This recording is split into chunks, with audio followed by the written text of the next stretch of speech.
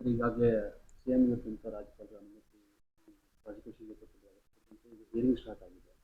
So ಅದರಲ್ಲಿ ಯಾವ ಭರವಸೆ ತಮಗೆ ಏನಿಲ್ಲ, ಕೋರ್ಟ್ದಲ್ಲಿ ಎನ್ಕ್ವೈರಿ ನಡೆದೈತಿ. ಕೋರ್ಟ್ದಾಗ ಸಿ ಎಂ ಮೇಲೆ ಒಂದು ಕಂಪ್ಲೇಂಟ್ ಬಂದಿತ್ತು.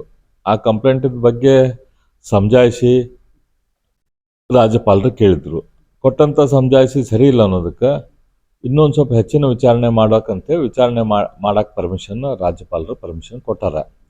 ಅದು ಪರ್ಮಿಷನ್ ಕೊಟ್ಟಿದ್ದ ತಪ್ಪು ಅಂಥೇಳಿ ಅನ್ನೋ ಟೈಪು ಇವತ್ತು ರಾಜಭವನ ಮುತ್ತಿಗೆ ಹಾಕದು ಹೊಂಟಿದ್ದು. ಇದು ಪ್ರಜಾಪ್ರಭುತ್ವದ ವಿರೋಧಿ ನೀತಿ. ಈಗ ಅದನ್ನು ಕೋರ್ಟಿಗೂ ಹೋಗ್ಯಾರ ಇವರು. ಕೋರ್ಟ್ದಾಗ ಈಗ ವಿಚಾರಣೆ ನಡೆದೈತಿ, ಪರ್ಮಿಷನ್ ಕೊಡಬೇಕು ಬೇಡ ಅಂಥೇಳಿ. ಅದು ಕೋರ್ಟ್ ತೀರ್ಮಾನ ತೆಗೆದುಕೊಳ್ತೈತಿ, ರಾಜ್ಯಪಾಲರ ಪರ್ಮಿಷನ್ ಕೊಟ್ಟಿದ್ದು ಸರಿ ಐತಿಲ್ಲೋ ಅಂಥೇಳಿ. ಅಂಥ ಟೈಮ್ದಲ್ಲಿ ಈ ರೀತಿ ರಾಜಭವನಕ್ಕೆ ಮುತ್ತಿಗೆ ಹಾಕೋದು, ಕೋರ್ಟ್ ಮೇಲೆ ಒತ್ತಾಯ ಬರುವಂಗೆ ಈ ರೀತಿ ನಡ್ಕೊಳ್ಳೋದು ಇದು ಸೂಕ್ತ ಅಲ್ಲ.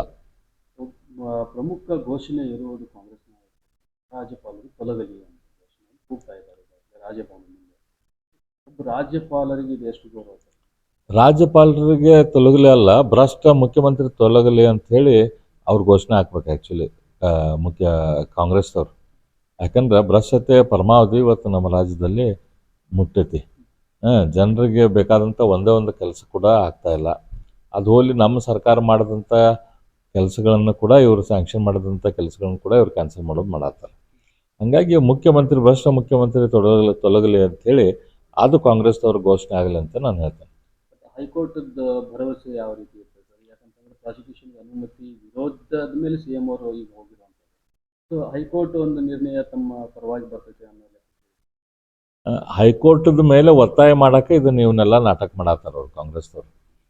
ಹೈಕೋರ್ಟದ ನಿರ್ಣಯದ ಮೇಲೆ ನನಗೆ ಸಂಪೂರ್ಣ ಭರವಸೆ ಐತಿ. ಯಾರ ದೇಶದಾಗ ಯಾರೋ ಎಷ್ಟೋ ದೊಡ್ಡ ಸ್ಥಾನದಲ್ಲಿದ್ರು ಕೂಡ ಅವ್ರ ಮೇಲೆ ಕಂಪ್ಲೇಂಟ್ ಬಂದ್ರೆ ಅದ್ರ ಮೇಲೆ ಎನ್ಕ್ವೈರಿ ಮಾಡೋದ್ರಲ್ಲಿ ಏನು ತಪ್ಪಿಲ್ಲ.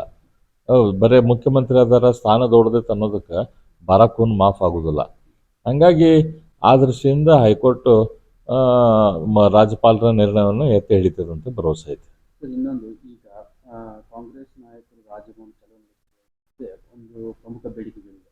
ಅಂದರೆ ನಿರಾಣಿ ಅವರಾಗಲಿ ಮತ್ತು ಶಶಿಕಲಾ ಜೊಲ್ಲೆ ಅವರಾಗಲಿ ಮತ್ತು ಕುಮಾರಸ್ವಾಮಿ ಅವರ ವಿರುದ್ಧ ಏನು ಪ್ರಾಸಿಕ್ಯೂಷನ್ಗೆ ಅನುಮತಿ ನೀಡಬೇಕು. ಯಾಕಂತಂದರೆ ಮೂಡಾ ಹಗರಣ ಇತ್ತೀಚೆಗೆ ಅರ್ಜಿಯನ್ನು ಪುರಸ್ಕಾರ ಮಾಡ್ತಾರೆ ರಾಜ್ಯಪಾಲರು. ಇದ್ರ ಹಿಂದೆ ಕೊಟ್ಟಂಥ ಅರ್ಜಿಗಳನ್ನು ಪುರಸ್ಕಾರ ಮಾಡ್ತಿಲ್ಲ ಯಾಕೆ ಅನ್ನೋ ಪ್ರಶ್ನೆ ಇದೆ. ಇಲ್ಲಿ ನೋಡ್ರಿ, ಅವ್ರ ಹಿಂದೆ ಜೊಲ್ಲೆಯವ್ರ ವಿರುದ್ಧ ಬಂದಂಥ ಕಂಪ್ಲೇಂಟ್ ಏನು, ಜೊಲ್ಲೆಯವ್ರ ವಿರುದ್ಧ ಟೆಂಡರ್ದಲ್ಲಿ ಏನೋ ಇದು ಮಾಡಿದ್ದಾರೆ. ಆ ಟೆಂಡ್ರೇ ಕರೆದಿದ್ದಿಲ್ಲ, ಇನ್ನೂ ತನಕನೂ ಕರೆದಿಲ್ಲ ಟೆಂಡ್ರ. ಅದ್ರಾಗ ಟೆಂಡರ್ ಕರೆದ ಹಗರಣ ಹೆಂಗೆ ಆಕೈತಿ? ಆ ರೀತಿಯ ಕಂಪ್ಲೇಂಟ್ ಇವ್ರು ಕಾಂಗ್ರೆಸ್ ಅವರು ಮಾಡ್ತಾರೆ.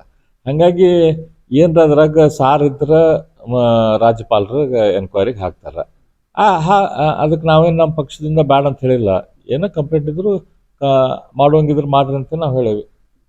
ಪ್ರಮುಖವಾಗಿ ಪ್ರಿಯಾಂಕಾ ಖರ್ಗೆ ಅವರು ಹೇಳ್ತಾರೆ, ರಾಜ್ಯಪಾಲರು ಬಿಜೆಪಿ ಏಜೆಂಟ್ರಂತೆ ವರ್ತಿದ್ದಾರೆ, ರಾಜಭವನ ಬಿಜೆಪಿಯ ಕಚೇರಿಯಾಗಿ ಪರಿವರ್ತನೆ ಆಗ್ತಿದೆ ಅನ್ನೋ ಒಂದು ಆರೋಪ ಮಾಡ್ತಿದ್ದಾರೆ.